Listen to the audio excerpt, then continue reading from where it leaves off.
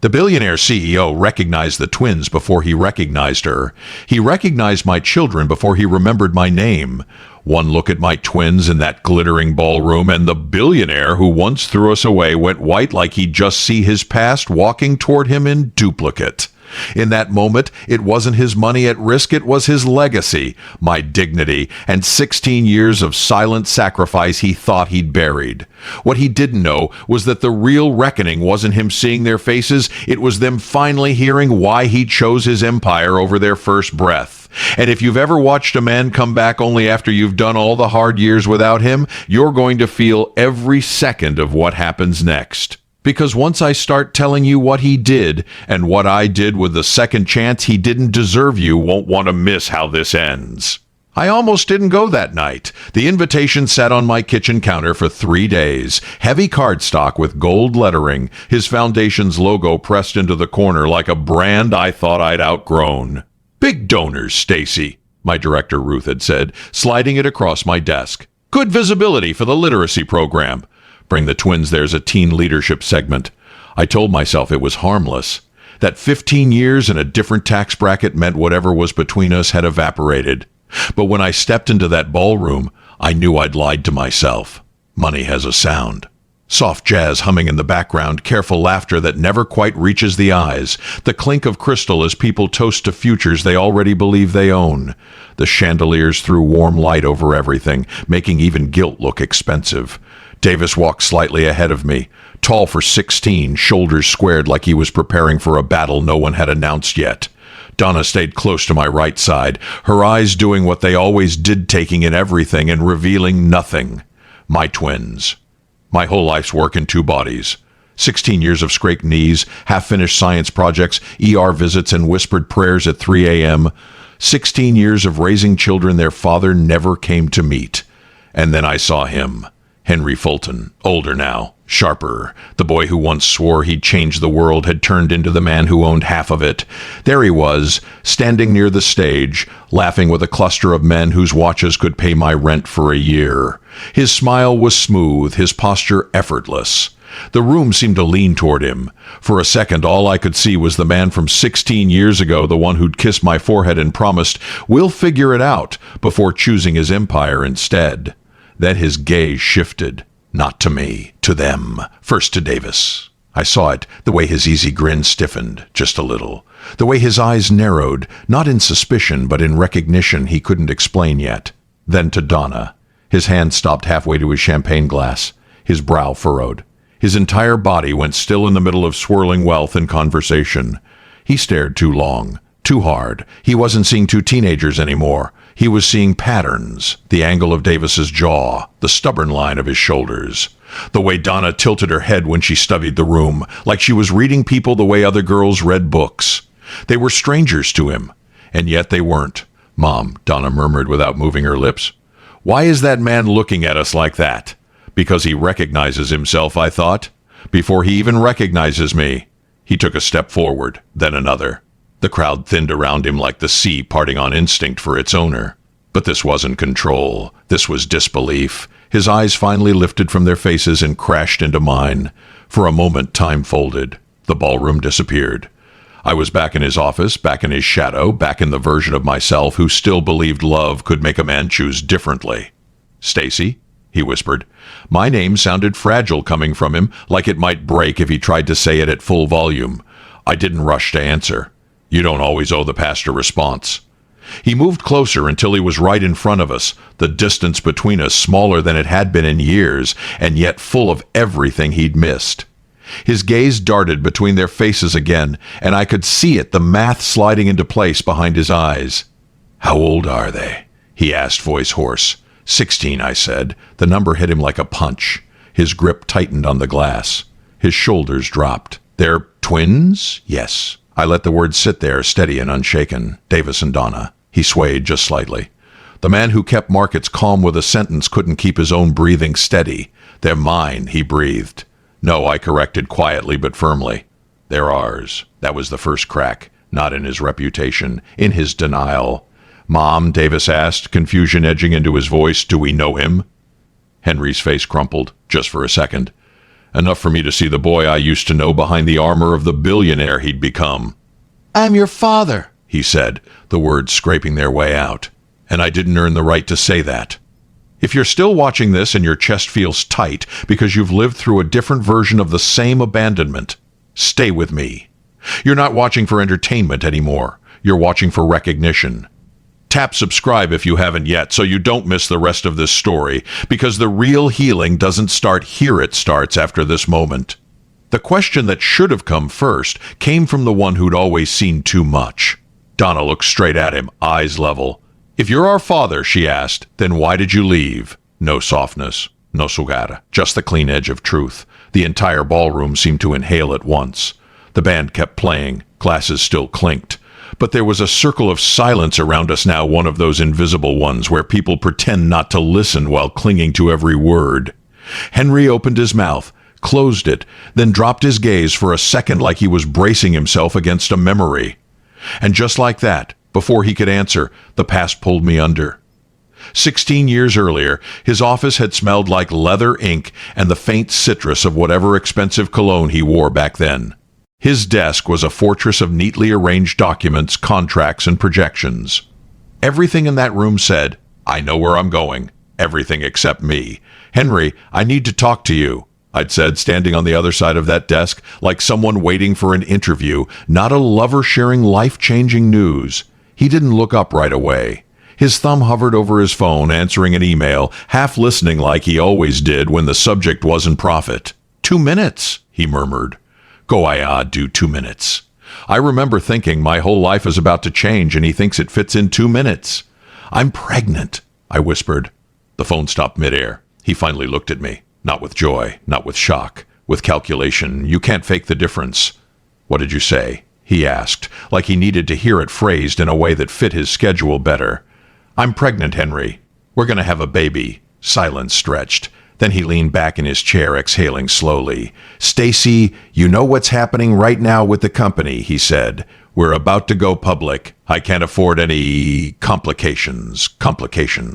That was what he called the life inside me. "You mean you can't afford us," I said. He didn't deny it. That was the worst part.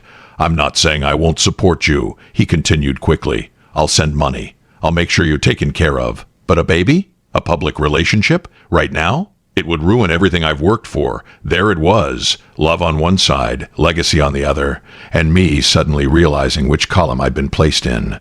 "I thought we were building something together," I said, voice shaking. "We are," he replied. "I'm building the company. That's how I protect everything, including you." Except he wasn't protecting me. He was protecting the version of himself the world clapped for. The phone on his desk buzzed again. He glanced at it just briefly, but it was enough. I saw his choice. I walked out of that office without slamming the door, without yelling, without giving him the performance he probably expected. I left in silence because sometimes silence is the only power you have left. Back in the present, under the chandelier's glow, he finally answered our daughter's question. "Why did you leave?" Donna had asked. "Because I was afraid," he said, voice raw. "And because I chose ambition over responsibility." No excuses. No spin, just a confession that came 16 years too late. Davis's jaw tightened. Donna's eyes glistened, but she didn't look away. I stood there between them all, feeling something I didn't expect, not triumph, not satisfaction, just exhaustion. The kind that comes when the truth finally arrives after you've already lived its consequences. He looked at me then. Really looked. "I was wrong," he said simply. "All those years ago. I can't change what I did. But I am here now, if you'll let me be. If you've ever stood in that space between wanting justice and needing peace, you know how heavy that moment feels. Tell me in the comments, would you have walked away then? Or listened? I'm genuinely curious how you would have handled the man who broke you finally asking for space in the world you rebuilt. Because what we did next, that's where the real story began. He said he was afraid and selfish and ambitious. The kind of honesty that would have saved us 16 years ago now just floated between us, late but undeniable. The twins stood on either side of me, 2 lives he'd missed and was now trying to claim with words that couldn't rewind time. He looked at Davis first. "You asked if you know me," he said quietly. "You don't. Not really. You just know what my absence felt like." Davis didn't reply. His silence had always been louder than most people's shouting. Then Henry turned to Donna. "And you asked why I left," he said. "The truth is, I didn't just leave you. I left the version of myself that might have been worth knowing. You could feel the room leaning in, pretending to sip their champagne while feasting on our pain. I wanted to shield my children, to pull them out of that glowing fishbowl of judgment and curiosity.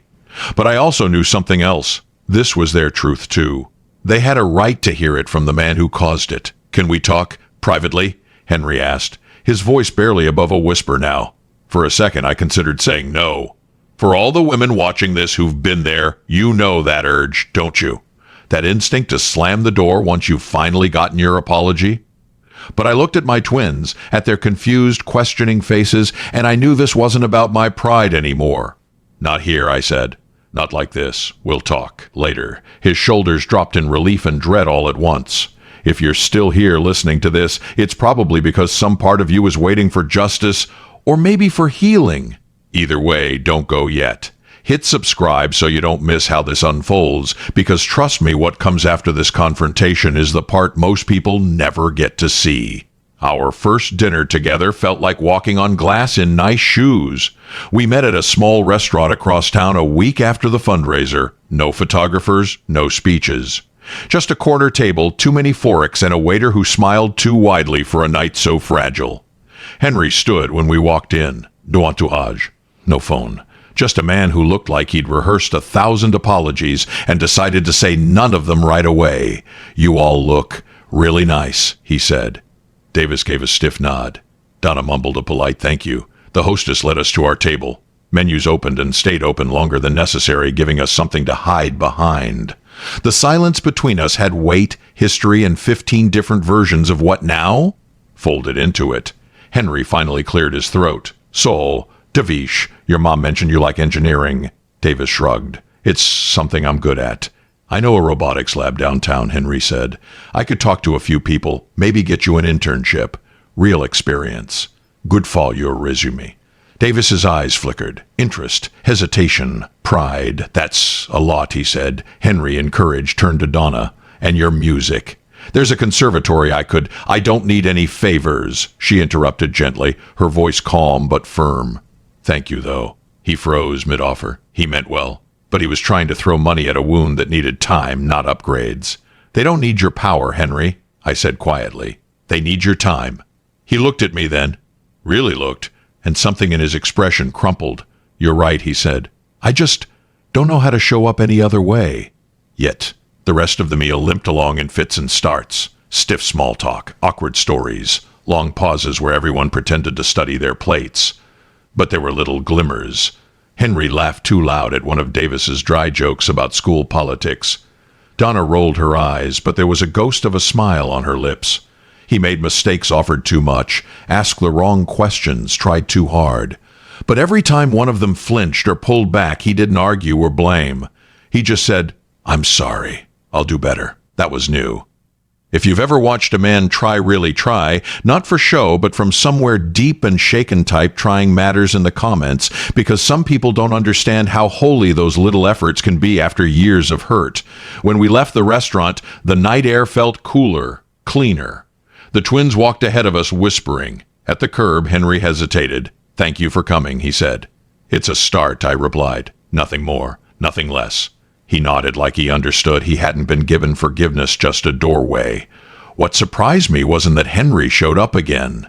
It was that he kept showing up. Saturday mornings, weeknight dinners, random afternoons when the doorbell rang and there he was, holding a bag of groceries or a box of pastries like a peace offering he wasn't entitled to, but brought anyway. Davis began to expect him, but pretended he didn't. One night, I found the two of them hunched over the dining table, surrounded by graph paper and empty mugs. Davis's physics homework had turned into an enemy, and Henry was helping him strategize, not solve. "Walk me through your logic," Henry said. "I want to see how you think." He didn't take the pencil out of Davis's hand. He didn't rush to be the hero. He just stayed. Donna took longer. But one afternoon, he lingered by the garage while she practiced. He didn't interrupt, just listened. When she finally stopped, he said, "You change how the room feels when you play." "That a rehearsed line?" she asked. "No," he replied. "If it was rehearsed, it'd be worse." She laughed despite herself, a small sound. Betrayal. He messed up often, said the wrong thing, offered too much too soon. And every time, instead of getting defensive, he said, "You're right. I was wrong. Let me try again." You have no idea how healing it can be to hear a grown man say, "You're right. I was wrong," until you've lived without it for years. If you know what I mean, double tap that like button so this story reaches another woman who needs to hear that change is possible even if it arrives late. Slowly, painfully, something started to grow where only anger had been before. Not perfect, not polished, just real. The more he showed up, the more something else rose to the surface, my fear. I'd built my life on the foundation that I could only count on myself. Stability, schedules, routines, I'd earned them the hard way. Now here he was, coming over with groceries, fixing leaky faucets, teaching our son equations, humming along absent-mindedly when Donna played. Part of me wanted to lean into it. Another part wrapped itself around my old wound like it was a family heirloom. One night after the twins had gone to bed, we ended up in the kitchen together. Just us. The house was quiet. The light above the sink buzzed faintly. He watched me for a moment, then asked, "Do you hate me?" I could have shrugged it off, made a joke. But at some point a woman gets tired of her own armor. I did, I said. For a long time, he didn't flinch away from it. I deserve that. I hated you, I continued, for making me raise 2 children alone while you raised your stock prices. For making me feel like a scandal instead of a person. For choosing a conference room over a delivery room. My voice didn't shake. I'd rehearsed this conversation in my head 1,000 times. "I don't hate you anymore," I said finally. "But I also don't forget." He nodded slowly. "I don't want you to forget," he said. "If you forgot, I might forget who I'm supposed to be now." Forgiveness, I realized, wasn't amnesia. It was permission to stop letting the past decide every feeling in the present. "If I forgive you," I whispered, "it doesn't mean you win. It means I'm done losing sleep over someone who's finally losing his ego." He smiled sadly. "Then let me earn the right to at least help you rest easier." If this part hits something tender in you, let me know in the comments what forgiveness means to you. Not the pretty version, the real one. Because every woman's definition is different, and someone out there needs yours. That night, something subtle shifted. Not fireworks, just the ground finally settling after a long, violent storm.